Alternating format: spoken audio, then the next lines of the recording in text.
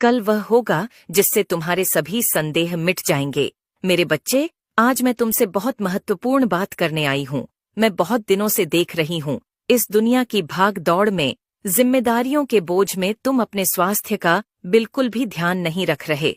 मुझे पता है तुमने बहुत कुछ सहा है और अब सफलता तुम्हें बहुत जल्दी चाहिए। मुझे पता है अब तुमसे इंतजार नहीं हो रहा है, इसलिए तुम दिन रात मेहनत करते हो। पर मेरे बच्चे, होगा तो वही ना जो मैंने चाहा होगा। तुम्हें चीजें तब मिलेंगी जब मैंने निर्धारित कर रखी है। मेरे समय के हिसाब से ही सब कुछ होगा, तो तुम अपने आप को बिना वजह के इतना प्रताड़ित क्यों कर रहे हो?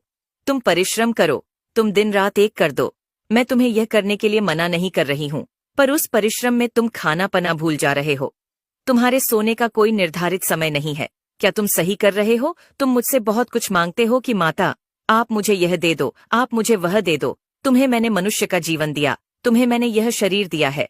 क्या तुम उस शरीर का अपमान नहीं कर रहे हो?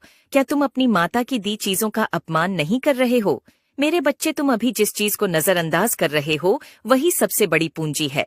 तुम्हारे लिए तुम्हारा यह शरीर ही सबसे बड़ी पूंजी है। तुम्हारा यह शरीर ही है जो मृत्यु तक तुम्हारे साथ रहेगा। सब छोड़कर चले जाएं, धन दौलत चली जाए, पर अगर तुम सही रहोगे, तुम्हारा स्वास्थ्य सही रहेगा, तो तुम कभी भी वह सारी चीजें खड़ी कर सकते हो।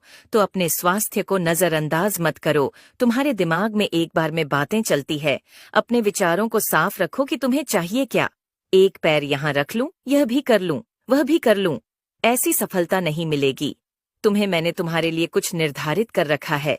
मैंने तुम्हारे लिए कुछ सोचा है। सिर्फ तुम उसी मार्ग पर मेहनत करो। इस समय तुम्हारे लिए बहुत जरूरी है कि थोड़ा विश्राम दो, अपने आप को और अपने दिमाग को आराम से बैठो, विचार करो। हर चीज का एक निर्धारित समय रख दो, पर अपने स्वास्थ्य के साथ खिलवाड़ मत करो। मेरे दिए शरीर के साथ खिलवाड़ मत करो मेरे बच्चे, क्योंकि मैं नहीं चाहती जब सफलता तुम्हारे पास आए तो इतनी मेहनत के बाद तुम्हें कोई बीमारी हो जाए, तुम्हें कोई रोग हो जाए और फिर तुम उसके लिए मुझसे विनती करो कि माता, मैं बहुत परेशान हूँ, मेरी बीमारियों को दूर कर दो। मैं तो यह चाहती हूँ जब मेरा बच्चा सफल हो तो वह मुझसे बस धन्यवाद करने आए कि माता देखो, मैंने कर दिखाया। यह दुनिया मुझसे कहती थी तू सफल नहीं होगा, देखो माता, मैंने कर दिखाया।